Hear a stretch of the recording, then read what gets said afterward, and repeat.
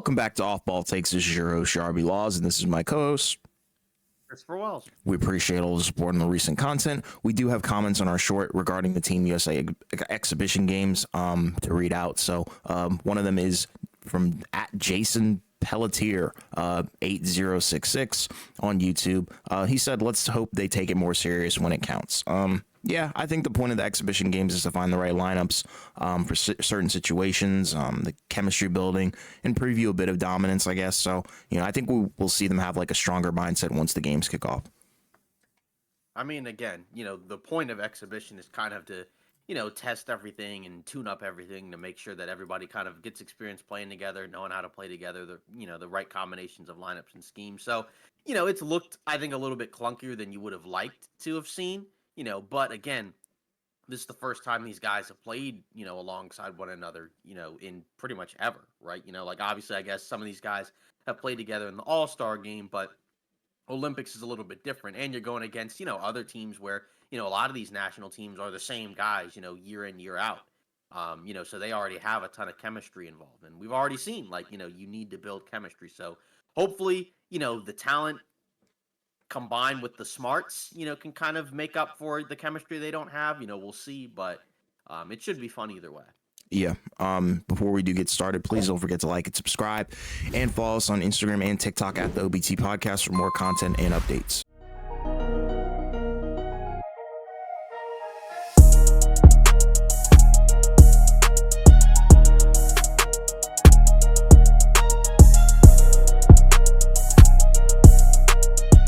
This is now going to be the beginning of our off-season talk, right? So we did this last year as well, where we did sort of an episode, for each team talking about their off-season and, things that we liked, things that we didn't like.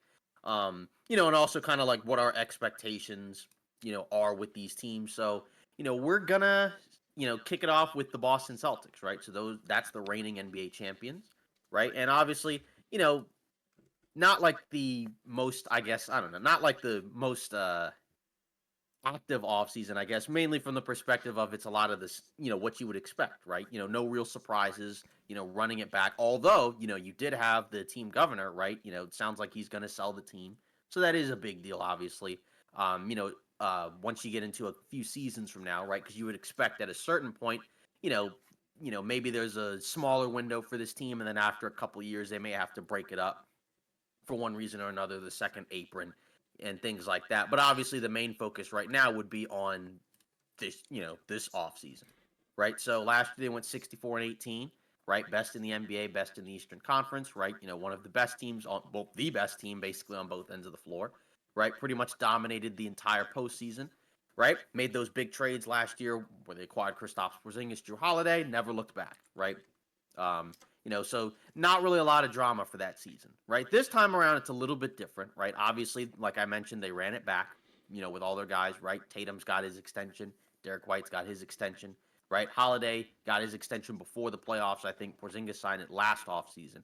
And then they re-signed a lot of other guys that were on the roster, right? Like Xavier Tillman, Neemias Queta, Luke Cornett.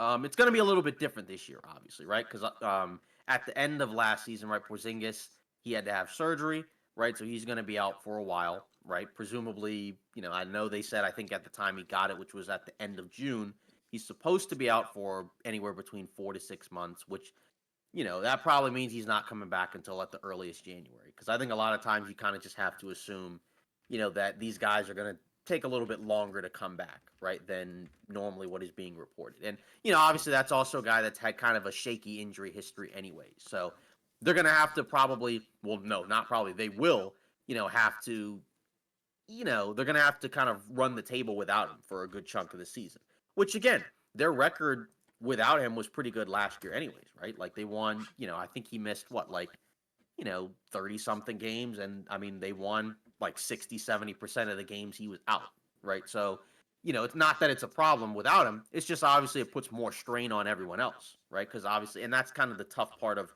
being able to go back to back is you have to stay healthy. Everything has to go your way. And the other teams, right? You may have to have some luck with some of those other teams. But, either way, right? When you look at the offseason, there's no real reason to really give them, anything less than like a B plus, right? Just because of the fact that there wasn't really much that they had to do, right? Maybe you might have liked for them to add, some type of veteran who's willing to go there for the minimum, or something like that. But that's not always the case, right? That's not always available. So, this is kind of, I think, the most ideal offseason if you're the Celtics, right? They also drafted a guy at the end of the first round, Baylor Shireman. And he had a fine summer league, right? But you don't expect him to really play a whole lot, right? You just kind of assume that he's just gonna, probably spend some time in the G League, right? Maybe he might play, some games here or there, but overall the offseason was solid, right? It was a pretty good offseason. Like I said, I would say like A minus B plus because the owner selling the team isn't the most ideal thing. But if that, but either way, like that doesn't really factor in as much for, this current next season. But it is something to think about. So I pretty much have it as an A minus. Yeah, I have it at an A. For similar reasons. I do understand why you're saying like some of the off the court kind of stuff could potentially impact, how they Jaylen Brown Olympics too. exactly like it might potentially create a rift. So I do get that 100%. But I know like some people are like, how can you like grade it so high from what I've been seeing online? And, just because a move isn't like flashy or they didn't have any flashy moves doesn't mean they didn't do anything at all. They did a lot, I think, they did everything they were supposed to do. And, coming off of being the most dominant team in the NBA last season, doing that just gives them an A for me. You look at who they brought back. First, let's look at who they lost. Nobody really of note. You lost O'Shea Brissett. Like that's pretty much it. And he wasn't really playing at all come playoff time anyway. So the team was dominant through the regular season. You bring back Sam Hauser. That's a huge piece, I think, in terms of your depth, because that was the one question a lot of people had about Boston was, all right, who do they go to on the bench? And, he showed up. You also obviously extend Jason Tatum and then obviously Derek White as well. So you did everything you were supposed to do. And the Jaylen Brown extension came last year. So at the end of the day, no flashy moves, but you're running it back, which is what I think everybody kind of expected them to do. I think the only question, like you kind of briefly brought up, was Porzingis, but I still think without him, they kind of run through the regular season. I don't think it's a cause for too much worry, but the big extensions are really what pushes this over the hump for me. Obviously, again, it's an expensive roster, but it's a very good roster, so it doesn't really matter. And again, you were running back a championship core, right? Yeah. Also you could kind of ask maybe a question of like, say, Al Horford, another year older, still a good player, but maybe his minutes are going to have to be stretched out a little bit more because of the fact that Porzingis is out. But that's also kind of why it was nice that you were able to re-sign the other bigs, right? Keita and Cornette. It's not because they're, and Tillman. It's not because they're, amazing starting caliber players. But it's just, it gives you the option of, hey, Horford maybe shouldn't be playing 30 plus minutes in this game or 25 minutes in this game. So let's kind of give one of these other guys a little bit more run. So, and that's what's going to have to happen because, again, we know Porzingis is going to be out during the first half of the season. Yeah, and one more thing. I think also having three of your core players on the Olympic roster, I think helps for sure. I think that'll, give them some experience that they can use and translate to the NBA regular season and obviously the postseason. You're right. And then, obviously because their two main guys are, still, at a point in their careers where in theory they could be getting better, like they could be better next season, right? Yeah. Obviously, coming off of a title, there's no more pressure on the team anymore, right? So now they've already done the hard part of winning, a title. Obviously now it's harder to go back to back, but you no longer have that cloud hanging over your head of, oh, if we don't get it done this season, we may not be able to get it done, period. Now you've already done it. So now you already know what it takes to, to win. So we'll see, if any of the off the court stuff really impacts anything, but as for the regular season, it really shouldn't matter. ESPN bet, again, we're not a betting thing. This is just kind of to just kind of, I guess, just give more insight and just kind of add on to how a lot of these teams are expected to do. So they just released, their over-unders for a lot of these teams. So the Celtics are at 58.5, right? So they went 64-18 last year. So, I guess the main question is, do you think that they go over or under? I feel like they're probably going to drop a few regular season games, but that's not to the point where like they're not going to steamroll through the East. I feel like they're going to have a pathway to probably go over, if you want me to be honest. I think they go over. Okay. I guess the main question is that again, can they continue to stay healthy? Yeah. There's a few more teams that are going to be better that aren't just complete doormats, so that may, kind of shave off a few wins. I don't know. Again, like, they won 64 games last year, so I guess the question is like, even if they were to lose 7 fewer games, that still puts them at like 57 wins, which would Yeah. still probably be good enough to be, best record in the NBA, right? Because Yeah. who was the next best record team in the NBA after them, right? I think it was Oklahoma City, right? Yeah, I think you're right. So I mean, you're talking, yes, exactly, and I think they were at like what, like 57? 57. Yeah, Yeah, it was so Denver and Oklahoma City. They were both tied 57 and 25. right. So that's the main thing. So I could see it being, under, but if it's under, it's probably only by like a few wins. It just kind of, again, it just kind of depends on health. I think they win Again, maybe 60. with, yeah, maybe with the Olympics, maybe some guys, need to be load managed a little bit Mm. more, but I could see it could really go either way, right? But I feel like, but whatever it's at, it's not going to be like that big of, that different from what it is, right? Like, Yeah, let's say if it's over, like you said, it could easily be over, but it's only like a game or two over. Or it exactly. could be under, but like a game or two under, right? Like anything below 56, or 55 is, would be a little bit of a surprise. Maybe you could say the East, maybe some of the teams are a little bit better. So maybe you're not just going to run through all the Eastern teams. But, again, like they could still get to 60, I think. Yeah.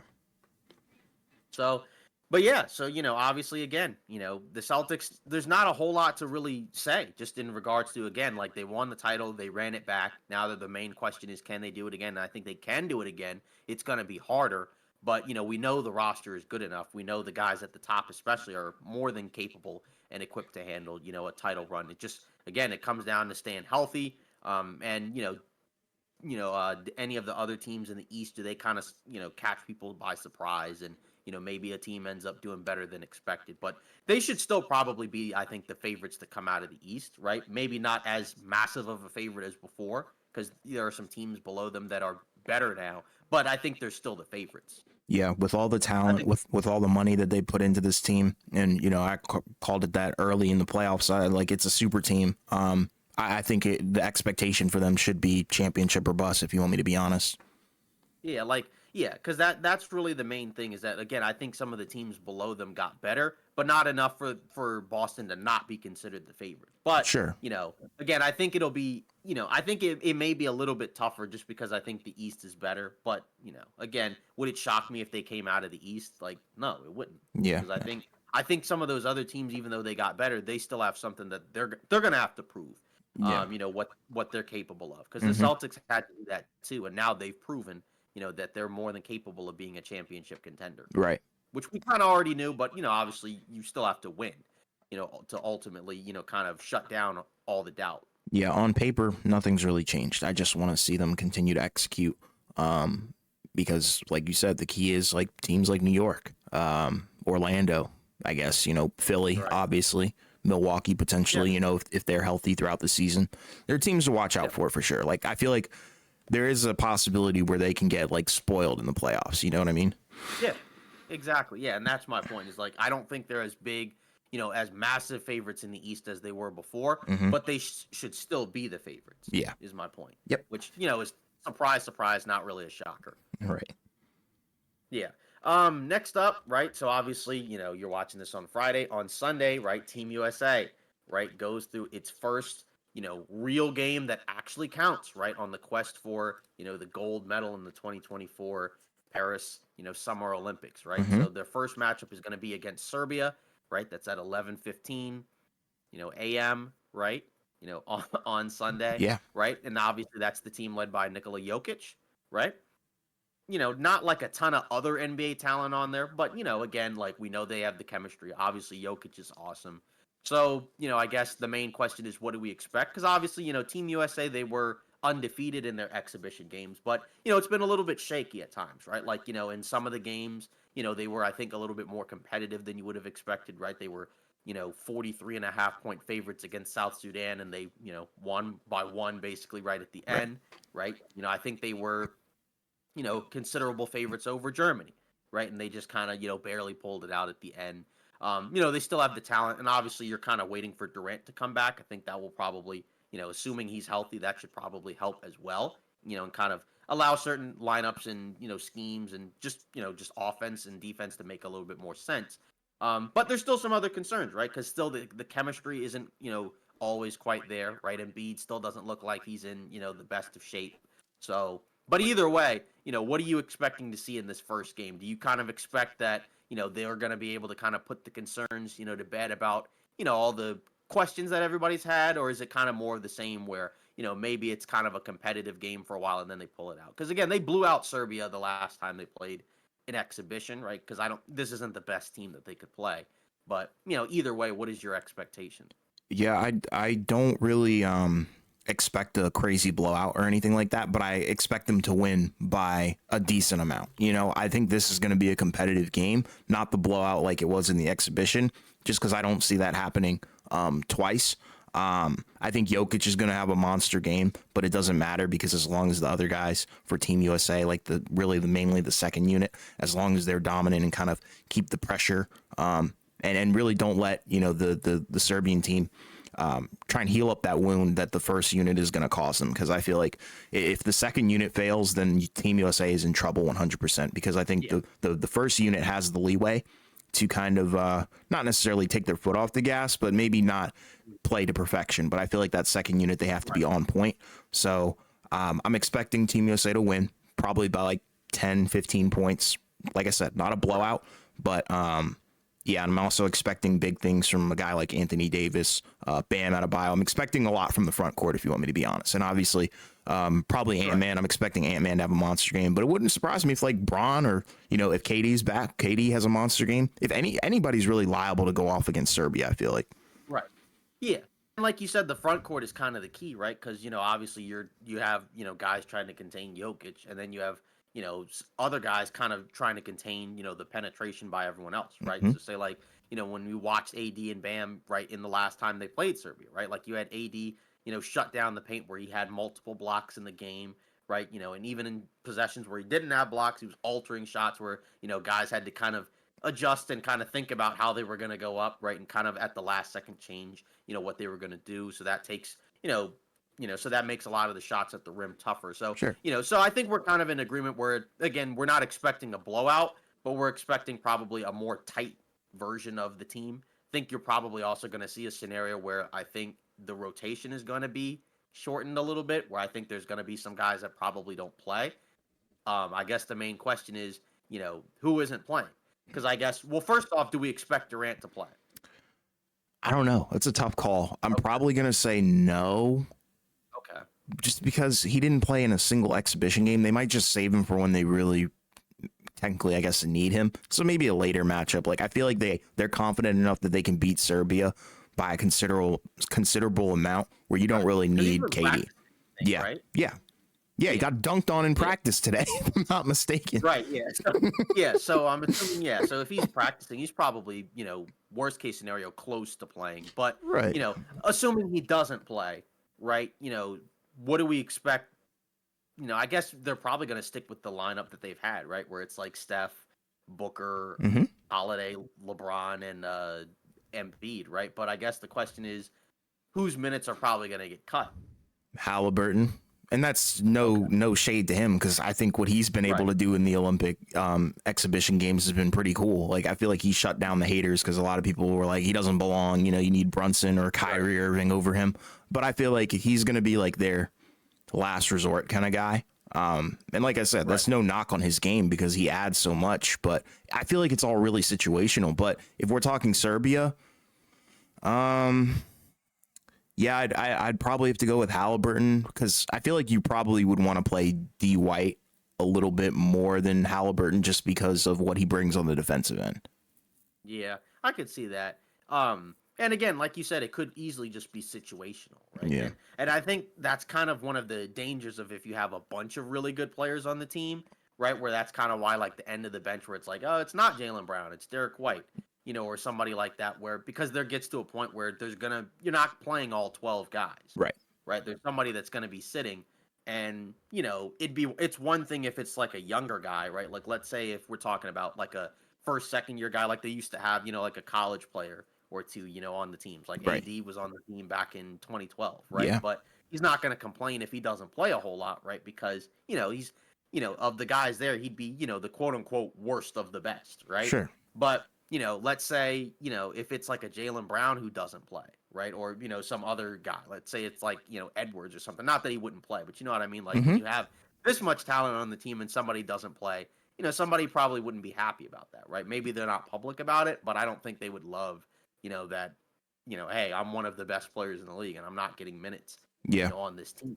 So Makes you kind of wonder, like, what this whole situation would have looked like if Kawhi was actually there. right, You know? yeah, because Derek White is replacing Kawhi. Mm-hmm. So then, but then that means that somebody who's starting or playing a lot right now would probably play less, right? Because I Probably guess Halliburton and Drew. right, yeah, like I don't know. would Kawhi have started if he had played? You think? I feel like you have to. Right. You have to start Claw. Like, and that's the same with Durant too. Like, if KD's there, he's starting, bro. Yeah, same with Embiid. So Exactly. Like, it's all politics. It's all based on your name. Obviously, sales are important. But even like impact, I feel like the things that those guys do, you can't really replicate it. Right. So yeah, and like you said, I think that's a good point of the second unit is key as well because sometimes like the starters will start off like fine, right? But then like it kind of just goes off the rails and then the other team comes back. Yeah. And then the second unit stabilizes things.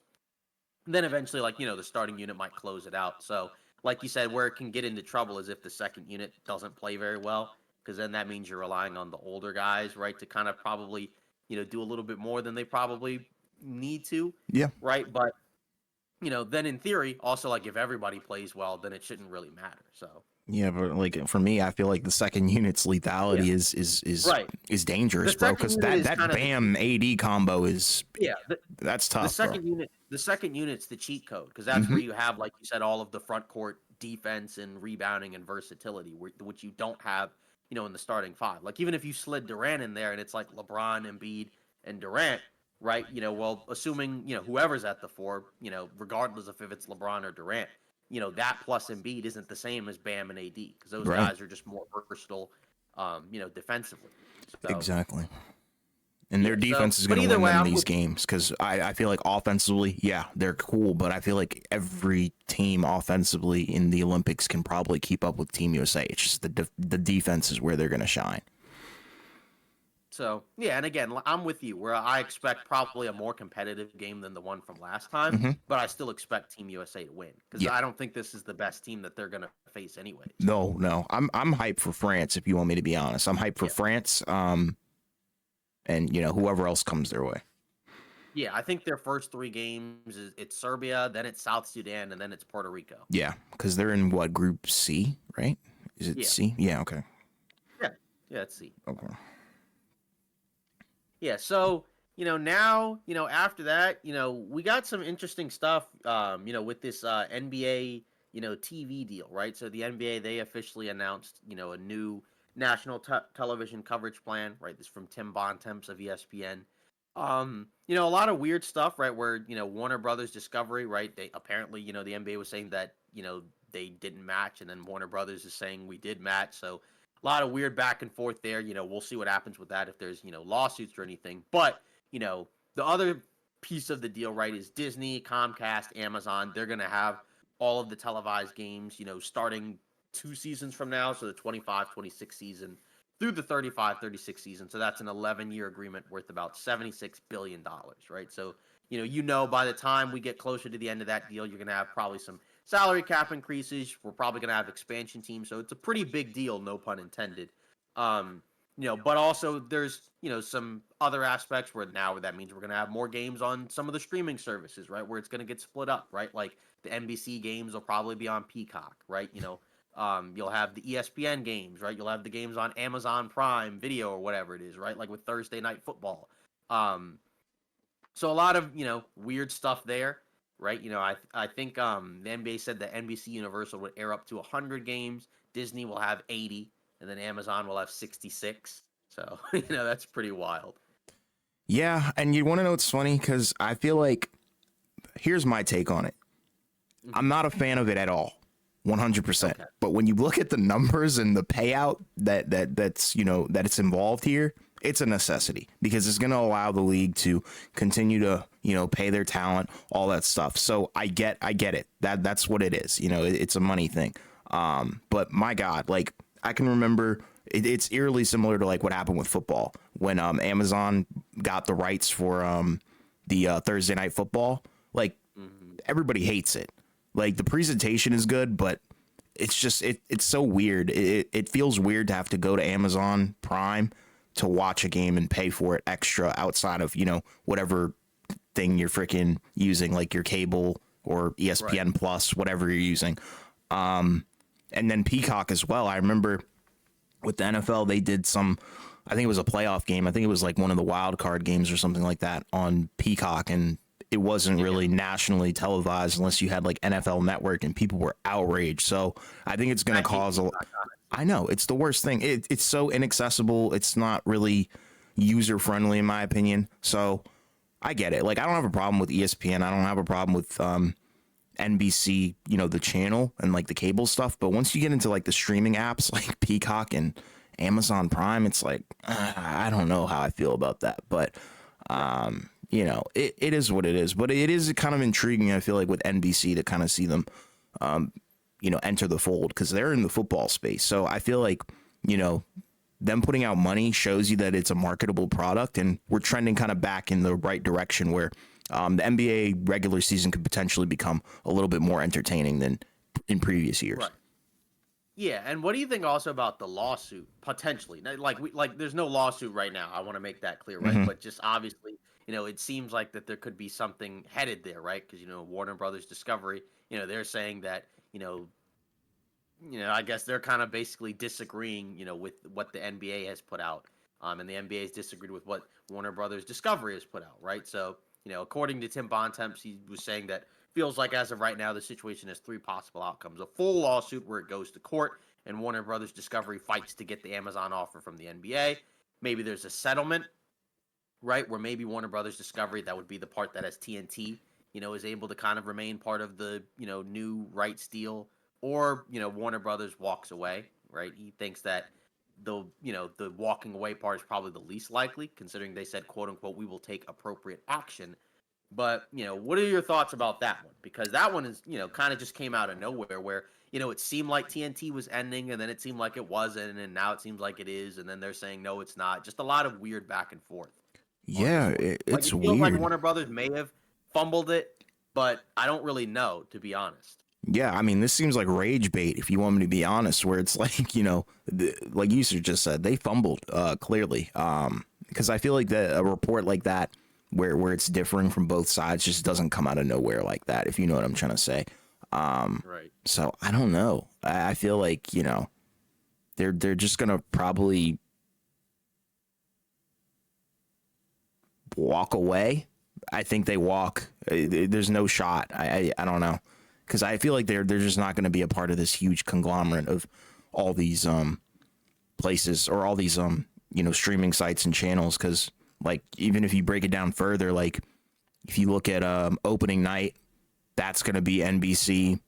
All-Star Weekend, that goes to NBC as well. So all of like TNT's what do you call it, marquee events are kind of being shifted away. So I feel like what would be their place in this whole agreement, if that makes sense? So I feel like they're gone. Yeah, I don't know. They just sold. Yeah, I don't know. Like, maybe they're going to try to fight, but I just don't know how effective it's going to be. We'll have to, kind of see. So. Yeah. Because I feel like Amazon and Disney have kind of monopolized everything to the point where, everything's getting swallowed up. So. Right. Yeah. Yeah. Kind of I guess kind of a shame from the TNT perspective, but, sure. obviously we'll see where that goes. Yeah. We'll obviously, keep you guys updated, if anything changes Mm-hmm. from here on out. Mm-hmm. Now some more news and rumors going around the NBA. According to a Jazz insider, Andy Larson of the Salt Lake Tribune, he's reported that a Jordan Clarkson trade has not interested teams amid Lauri Markkanen and buzz, right? We've talked about that's a guy, that the Jazz could potentially move on from, right? To kind of get something back, even if it's not a lot, because, it's rebuild time, I think, for the Jazz. But, I guess the main thing is that, what would be the main reason for the lack of interest in him? Is it just because, people don't value him that highly as a player? Is it that the Jazz are asking for too much? Is it his contract? I'm not sure, right? Because he's a solid player, right? Obviously, he can do some things, right? I think he's got 2 years left on his deal. He's got making 14 million next season, so he's not making a ton. Kind of had an up and down year last year, right? Because 2 years ago he had a really good year for Utah. That's how he got the new contract. But it feels like there's not really much of a need to have him at this point, on the Jazz, right? He's 32. So he probably is better suited for, like a six-man role on a contender as opposed to, kind of just I think 2 years ago he was starting for Utah, right? I don't think he's a starting guard, but I No. feel like for a good team he could probably be, a scoring six-man type guy off the bench. Yeah, it's interesting because I feel like it's not just the NBA that's kind of low on this guy at this point. I feel like, he wasn't even on the qualifying team for the Philippines, I think. So Right. that kind of speaks volume considering what his numbers were, because his numbers weren't horrible. Like Right. first 17, and 5, and 3. yeah, exactly. So I don't know. It's interesting that, his value is kind of depreciated, but I feel like it's just probably the market. And I feel like it probably has something to do with CBA stuff. I don't know. I really don't know, if you want me to be honest, because I thought that him and Colin Sexton would be not necessarily a package deal, but I feel like they would be shipped out together, or in terms of like around the same time, because I feel like they have the two young guys in Right. Or maybe like you sort that out before you sort out whatever you do with marketing. yeah, exactly. Like it's all about timeline, because it kind of reminds me of like what we kind of talked about on Miami Heat's own podcast, where it's like, yeah, trading Denny Avdia to Portland is okay and all, but you kind of want to fix some other things before you do that. Like, maybe figure out Kuzma, Shamit, things of that nature. So that's kind of what I think the thought process should be here, where it's like, yeah, figure out what you want to do with Colin Sexton, figure out what you want to do with Jordan Clarkson, before you potentially move on from marketing, even though I don't think that's going to happen at all. Right. So we'll see. Again, just because there's no interest now doesn't mean there couldn't be any interest later, because it's possible that, maybe Utah's asking price is too high, right? Sure. Because sometimes that's why some of these deals don't happen now, and then maybe they happen later in the season, right? Because, for a guy like that, you can kind of just, since he's a six-man type guy, you can kind of just plug him in. Not that I would say he's like a super plug and play type guy, but you know what I mean? Like, Yes. like he kind of calls his own number for the most part. So you can 100%. kind of just slide him into a team, Yeah. where you don't necessarily have to have him from the start of the season. Right. He could just be a deadline guy. Right. Another one, according to Brian Lewis of the New York Post, right? Brooklyn Nets forward Cam Johnson has interest in with some teams. And, the teams that he has mentioned, right? The Orlando Magic, Sacramento Kings, and Los Angeles Lakers, right? So with Cam Johnson, he's got 3 years and about $70 million left on his deal, right? He got that big $100+ million contract a couple seasons ago. 6'8" forward, we've talked about him before, right? 40% three-point shooter, right? So he's a guy that can shoot. He's got some size at the wing. So, of those teams, do you see him going to any of those teams? And, even if you don't think so, like which of those three teams you feel like makes the most sense of the three teams? I don't know. I don't know. I don't know where Right. I don't know where he goes. If you want me to be honest, I can't really pick. Like I just don't see him going to any of those teams, if you want me to be honest. Yeah, I 'cause really think don't. the tough part is the contract, right? That's part of the issue, where it's not like he makes, 15 million. He makes, what, 20 plus? Yeah. Yeah. So, I mean, that's kind of the tough part. And, he's a solid player, but I don't necessarily know if he's worth, that. You know what I Right. mean? Yes. He's also got some injury issues as well. And, again, like I said, not a bad player at all. And I feel like that there are teams that would want him. I guess, again, the main question is like, what are you giving up to get him? Right? I mean, like, I think that's kind of the main, question here, right? Like, if you're Brooklyn, I can't imagine you'd be, like, you're going to try, but I don't think you're going to get, a lot for him, just because, I mean, I think teams like him, but do they like him enough where they're going to give up a ton? I Probably don't, not. I That's don't, where I think the problem comes into play. Right. Yeah. Like I don't. Yeah, that's the issue. Like I don't think so. I mean, I could be wrong, but like if you look at his contract, for this upcoming season, he makes 23 million. So let's say regardless of whatever team you are, right? Like let's say you did like the trade machine, like right now, right? Like let's say if you had the Lakers, right? How are you going to match the 23 million, right? So that means you're gonna have to have some combination of like D'Lo plus something, or like Gabe and Rui, or like Gabe and Vando or something like that. Yeah, It's like, does that really make a lot of sense? probably not. Maybe. I mean, like, but it really kind of depends on how you feel the shape of your roster is, right? Like if it Yeah, was like D'Lo plus a couple of the minimums, and that got you to 23. Okay, two guys that probably don't really play a whole lot plus D'Lo, you swapping them out, and then that puts Austin at point guard, and then I guess Cam Johnson's your starting three, I guess. But maybe. I don't know. Yeah, it's really the contract that's right, kind of and ticking me then off.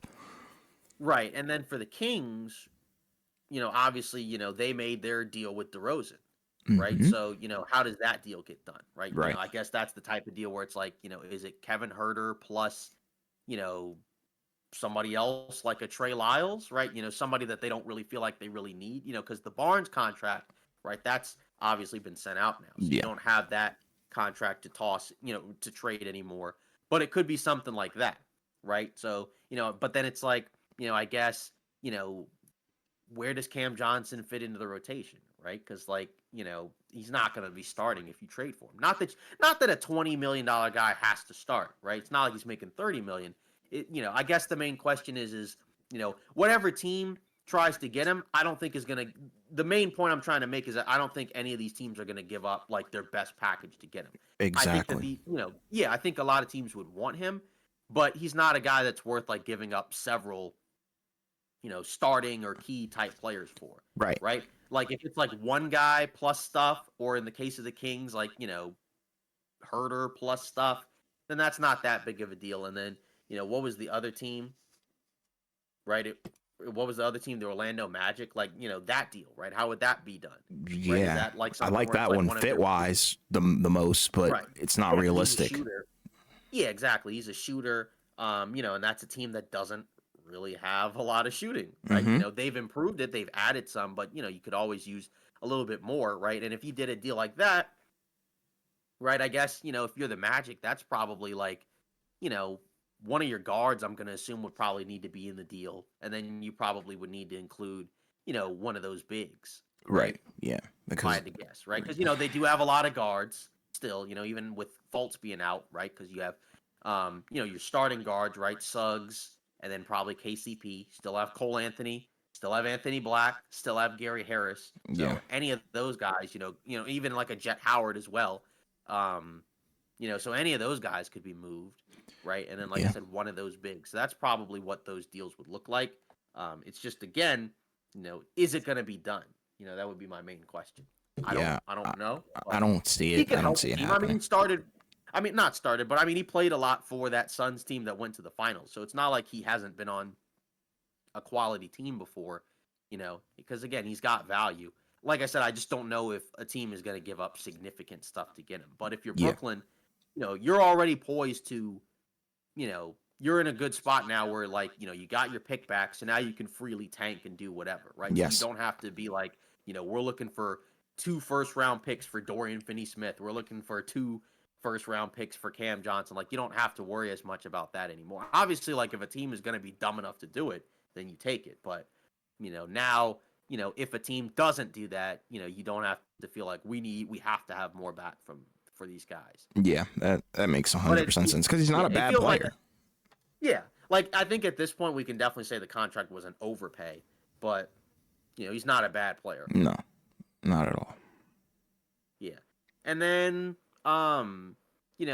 Darius Garland, right? According to Jake Fisher, right? The Spurs were a team that called Cleveland about Garland earlier this offseason, but the Cavs so far have quote unquote rebuffed any inbound trade interest, right? So right now, basically what we're expecting, right? It sounds like that Cleveland's probably going to run it back at this point, right? Again, we talked about it, the Spurs asking for a guy like a Darius Garland, that would be a good move if it was the Spurs, right? But, it seems like the Cavs are going to run it back. We already know they extended Donovan Mitchell. They recently extended Evan Mobley, right? Which, we can, we already mentioned that, I think, on our last podcast, right? So we don't have to go into that. But, it's very clear that the Cavs are running it back. And, if the Spurs are asking about Garland, that kind of suggests that maybe they're looking to be a little bit more competitive this year, which you kind of would already expect, considering they signed Chris Paul and did some other stuff. But, again, that would obviously be like, if that had been done, that would have been pretty cool. But, it'll be interesting to see what the Spurs approach is this time this season, considering that, you're getting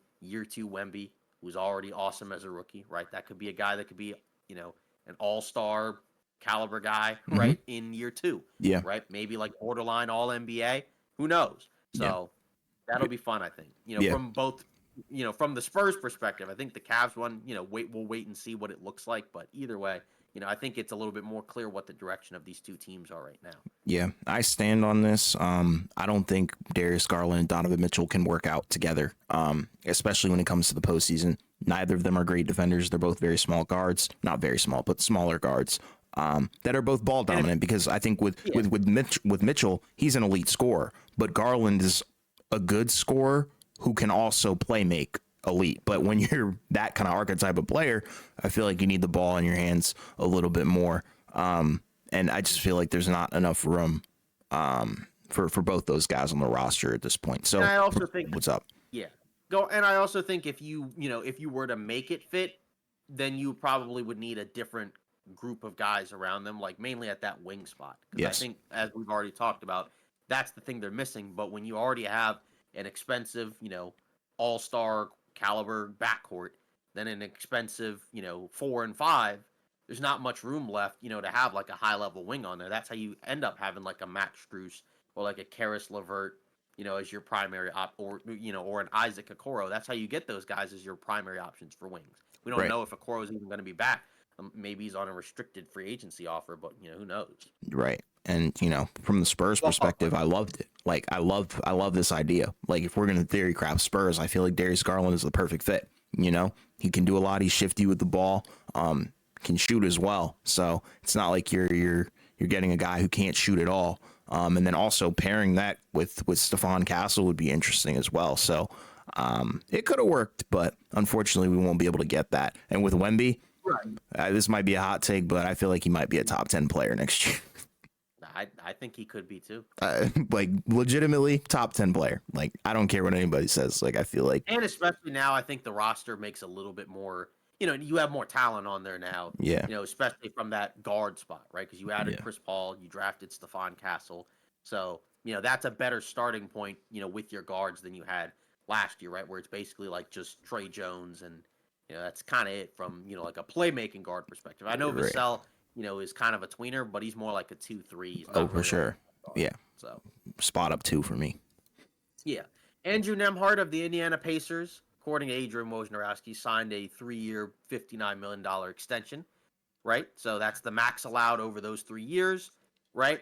So obviously, he's, going to go from, what he was making before to, he's going to be making a little bit more money, right? But, obviously it was, more than worth it, right? He had a really good year last year, and also had a very good, postseason run, particularly by the time, the Pacers got to, the conference finals, right? He had those really good games against the Boston Celtics. So, again, you're paying the guy, based off of, what he, was going to be rewarded with his play before. Right now, he's going to be making 18, 19, 20 million a year.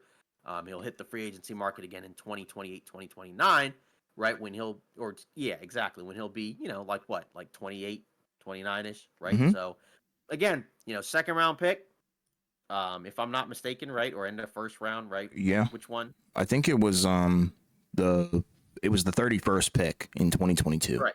Yeah, exactly. So so that's what I thought. So second round pick. Yep. So anyways, either way, right? So like again, you talk about the year, that he had, last year, right? And, again, I think you would probably expect, more of the same, if not better, right? He averaged, if you go to last year, right? The numbers don't look crazy in the regular season, 9 points, 4 assists, and a steal, and then you go to the playoffs and he's at 15, 5.5, right? With a little bit more of an expanded role and a better roster, right? So, again, which version of Andrew Nemhard are we going to see at the start of next season?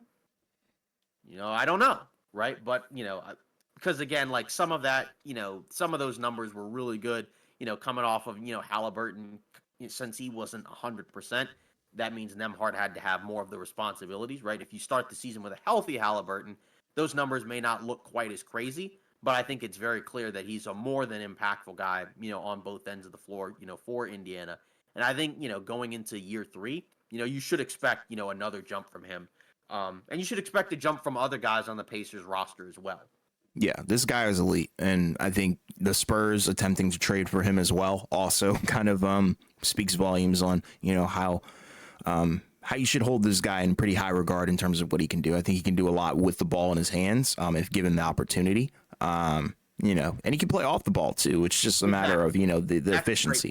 Exactly. Yeah, he's very versatile. I feel like he's one of their Swiss Army knives alongside with or Swiss Army knives, excuse me, alongside Benedict Mathurin, because I feel like with the Pacers, they're scary to the point where, yeah, like we didn't see a couple of guys on their roster, in the come playoff time. So, them extending him or, agreeing to the 3-year, $59 million deal is awesome. I think it helps them a lot.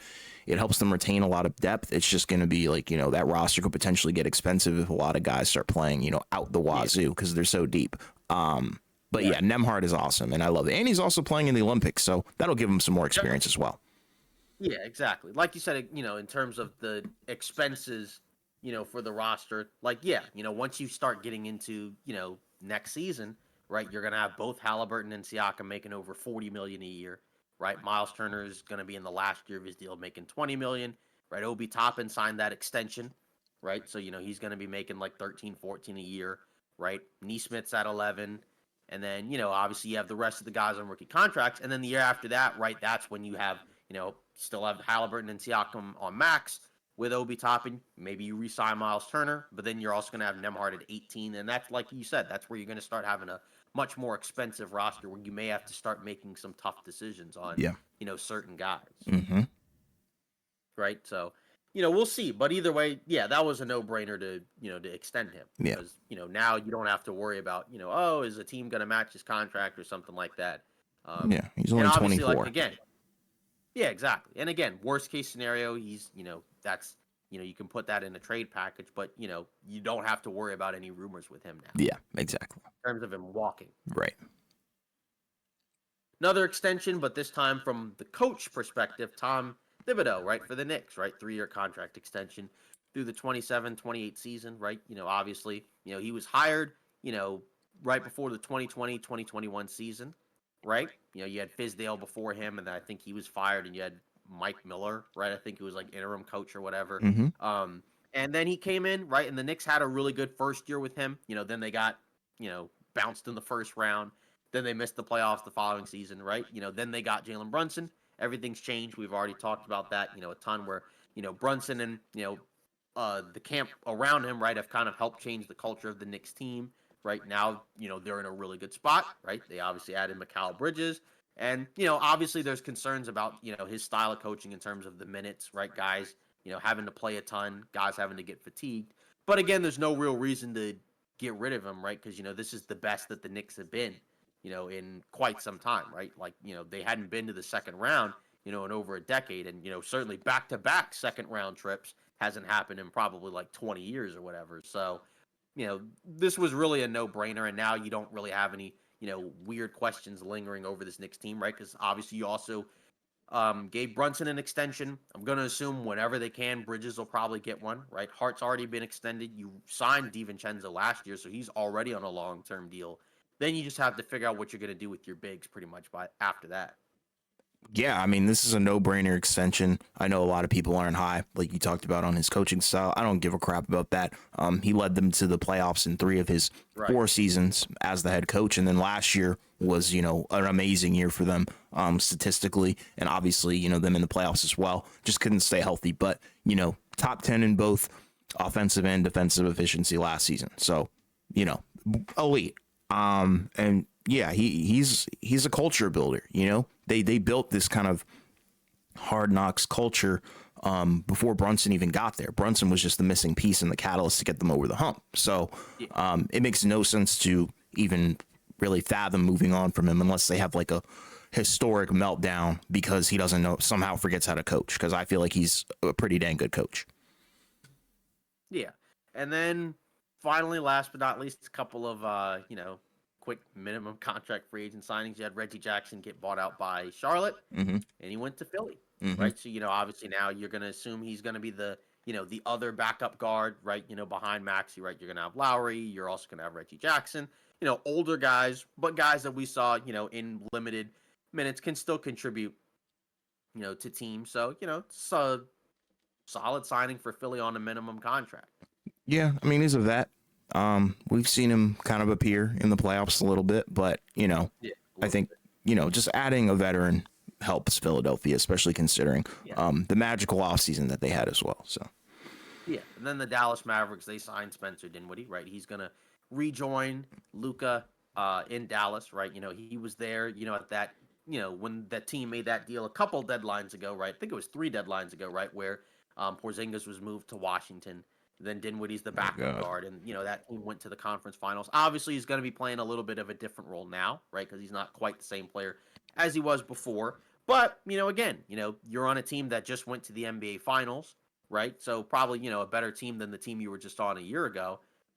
So, now you got a chance to compete for a title. And, again, if you're, Dallas, you got a backup guard for the cheap, and you don't have to spend a ton on a backup guard anyways, because you have Luka and Kyrie, so you don't really need to invest in another, like high level, backup guard. This is a guy on the minimum, who's gonna know and understand his role. He's got some size. He played some defense for the Lakers last year. Again, it's kind of a clunky fit, but I think that had more so to do with the team and that they just didn't really know how to utilize a lot of the guys there more so than him.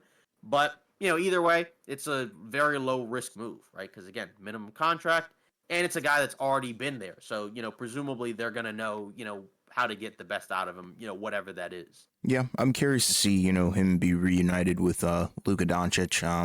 And also another question I would have is what does is he okay with a smaller role?